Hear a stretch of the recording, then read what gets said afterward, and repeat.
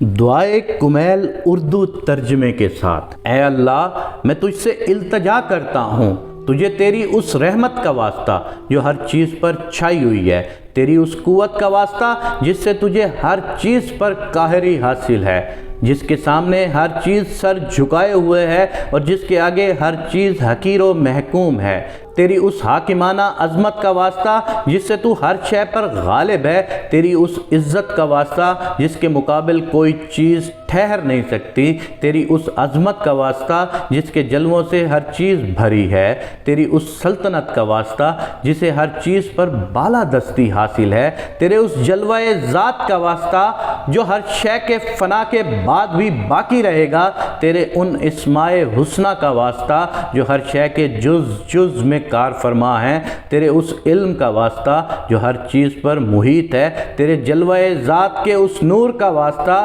جس سے ہر چیز روشن ہے، اے نور حقیقی، اے پاک و پاکیزہ، اے سب پہلوؤں سے پہلے، اے سب آخروں سے آخر، اے اللہ میرے وہ سب گناہ معاف کر دے جو برائیوں سے محفوظ رکھنے والی پناہ گاہوں کو مسمار کر دیتے ہیں، اے اللہ میرے وہ سب گناہ معاف کر دے جو عذاب نازل ہونے کی وجہ بنتے ہیں، اے اللہ میرے وہ سب گناہ معاف کر دے جو نعمتوں کو بدل کر انہیں آفت بنا دیتے ہیں، اے اللہ میرے وہ سب گناہ معاف کر دے جو دعائیں قبول نہیں ہونے دیتے، اے اللہ میرے وہ سب گناہ معاف کر دے جن کی وجہ سے رحمت کی امید ختم ہو جاتی ہے، اے اللہ میرے وہ سب گناہ معاف کر دے جو مصیبتیں نازل کراتے ہیں، اے اللہ میرے وہ سب گناہ معاف کر دے جو میں نے جان بوجھ کر کیے اور ان ساری خطاؤں سے درگزر فرما جو میں نے بھولے سے کیے، اے اللہ تجھے یاد کر کے تیرے قریب آنا چاہتا ہوں اور اس ذریعے میں تیرے حضور میں شفاعت کا امیدوار ہوں اور تیرے جود و کرم کا واسطہ دے کر تجھی سے التجا کرتا ہوں کہ مجھے اپنا قرب عطا کر، مجھے ادائے شکر کی توفیق دے اور اپنی یاد میرے دل میں راسخ کر دے، اے اللہ میں تجھ سے سوال کرتا ہوں اس شخص کی مانند جو تیرے حضور گڑ گڑانے والا، عاجزی کرنے والا، خضوع و خشوع کرنے والا اور گریہ و زاری کرنے والا ہو کہ تو میری بھول چوک معاف کر، مجھ پر رحم فرما اور جو حصہ تو نے میرے لیے مقرر فرمایا ہے مجھے اس پر راضی، قانع اور مجھے ہر حال میں مطمئن رکھ، اے اللہ میں تیرے حضور سوال کرتا ہوں اس شخص کی مانند جس پر شدت ہو فاقوں کی، جو مصائب و شدائد سے تنگ تیرے حضور حاجات پیش کرتا ہو، جو تیرے لطف و کرم کا زیادہ سے زیادہ خواہش مند ہو، اے اللہ تیری سلطنت عظیم، تیرا رتبہ بہت عرفہ و اعلیٰ، تیری تدبیر مخفی، تیرا حکم صاف ظاہر، تیرا قہر غالب، تیری قدرت جاری و ساری اور تیری حکومت سے فرار ناممکن ہے، اے اللہ میرے گناہ بخشنے والا، میرے عیب کی پردہ پوشی کرنے والا اور میرے کسی برے عمل کو اچھے عمل سے بدلنے والا، تیرے سوا کوئی نہیں، تیرے علاوہ اور کوئی معبود نہیں، میں تیری پاکی کا ماننے والا ہوں، میں تیری حمد و ثنا کرتا ہوں، میں نے اپنے نفس پر ظلم کیا اور اپنی نادانی کے باعث بڑی جرأت کی اور یہ سوچ کر مطمئن ہو گیا کہ مجھ پر تیری نگاہ کرم بہت پہلے تھی اور مجھ پر تیرے احسانات قدیم ہیں، اے اللہ اور میرے مالک تو نے میری کتنی ہی برائیوں کی پردہ پوشی کی، تو نے مجھ سے کتنی ہی سخت بلاؤں کو ٹال دیا، تو نے مجھے کتنی ہی لرزشوں کی رسوائی سے بچا لیا، تو نے مجھ سے بے شمار ناگوار آفات کو دور کیا اور کتنی ہی ایسی خوبیاں جن کا میں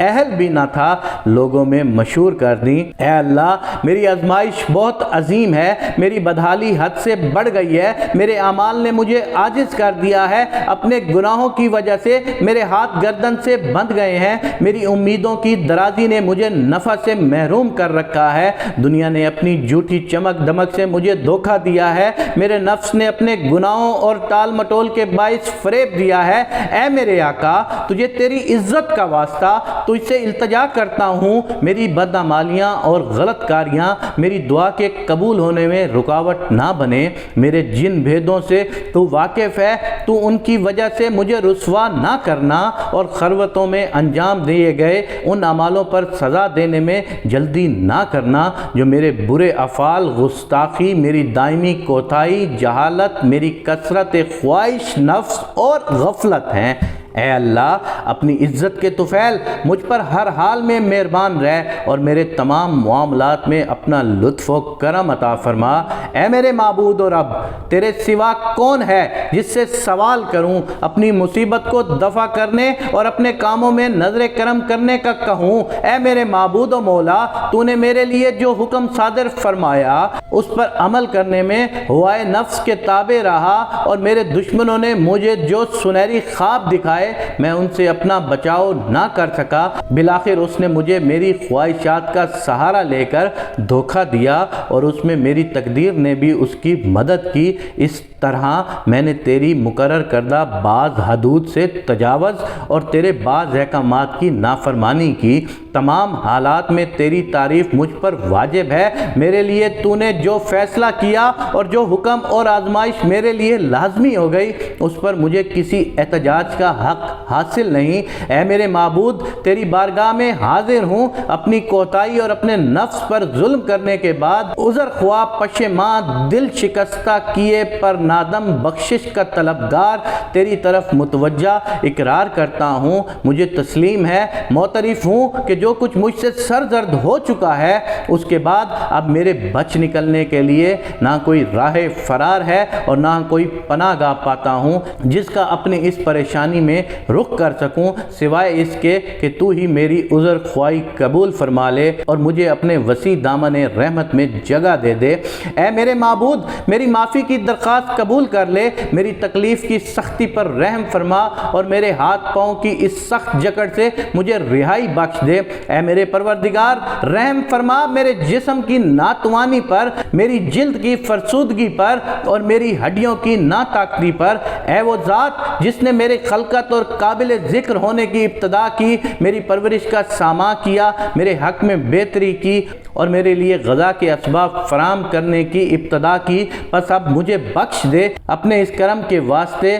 جو ہے استحقاق مجھ پر فرمایا تھا اور مجھ پر اپنے قدیم احسان کے واسطے سے۔ اے میرے معبود، میرے آقا، میرے پروردگار، کیا تو مجھے اپنی آتش جہنم کا عذاب دے گا جبکہ میں تیری توحید کا اقرار کر چکا ہوں؟ میرا دل تیری معرفت سے سرشار ہو گیا ہے، میری زبان پر تیرا ذکر جاری ہے، میرا ضمیر تیری محبت کا ہلکا بگوش بن چکا ہے۔ تجھے اپنا پروردگار مان کے سچے دل سے اپنے گناہوں کا اعتراف کرتا ہوں اور تیری ربوبیت کے حضور گڑ گڑا کر تجھ سے دعا مانگتا ہوں۔ نہیں، ایسا ممکن نہیں، کیونکہ تیرا کرم اس سے کہیں بڑھ کر ہے کہ تو اس شخص کو بے سہارا چھوڑ دے جسے تو نے خود پالا ہو، یا تو اسے اپنے سے دور کر دے جسے تو نے اپنا قرب بخشا ہو، یا اسے اپنے ہاتھ سے نکال دے جسے تو نے خود پناہ دی ہو، یا اسے بلاؤں کے حوالے کر دے جس کا تو نے خود ذمہ لیا ہوا ہو اور جس پر رحم فرمایا ہو۔ یہ بات میں کیسے مان لوں؟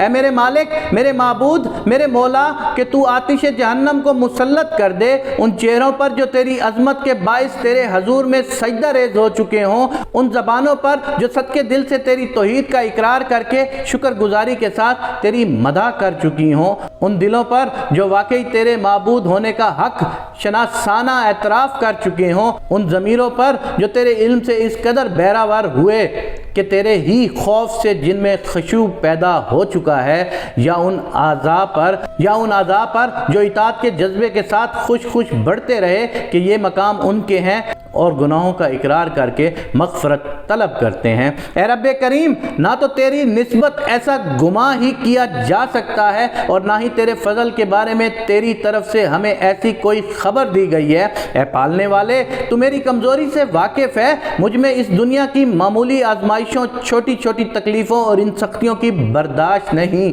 جو اہل دنیا پر گزرتی ہے۔ حالانکہ یہ آزمائش، تکلیف اور سختی بہت ہی تھوڑی دیر کے لیے ہوتی ہے، ان کا ہونا سہل ہے اور ان کی مدت بھی تھوڑی ہے، پھر بھلا میں آخرت کی سختیوں کو کیسے جھیل سکوں گا کہ اس کی زبردست مصیبت کیوں کر برداشت ہو سکے گی، اور جبکہ وہاں کی مصیبت بے حد طولانی ہے اور اس میں ہمیشہ ہمیشہ رہنا ہوگا، اور جو لوگ اس میں ایک مرتبہ پھنس جائیں گے ان کے عذاب میں کبھی کمی نہیں ہوگی، کیونکہ ان کا سبب تیرا غضب، تیرا انتقام اور تیرا عتاب ہے، اور جسے آسمان برداشت کر سکتا ہے نہ زمین برداشت کر سکتی ہے۔ اے میرے آقا، پھر ایسی صورت میں میرا کیا حال ہوگا کہ جب میں ایک بندہ ہوں، کمزور، ذلیل، حقیر، مسکین و عاجز۔ اے میرے معبود، میرے پروردگار، میرے مالک، میرے مولا، میں تجھ سے کس کس بات پر نالہ و فریاد اور کس کس پر آہ و بکا کروں، دردناک عذاب اور اس کی سختی پر، یا سزا کے بڑھتے ہوئے سلسلے